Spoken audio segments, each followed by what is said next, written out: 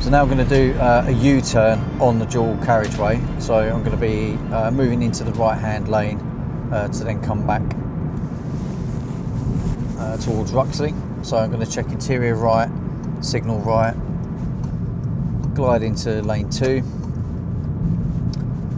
So taking the slip road on the right, so checking interior right, signal right, maintain your speed while you're on the dual carriageway. Join with the arrow.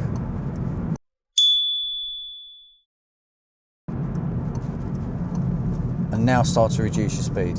Keep the right signal on, reducing your speed to manage this junction safely. Keep left of the bollards. Again, just point towards North Cray.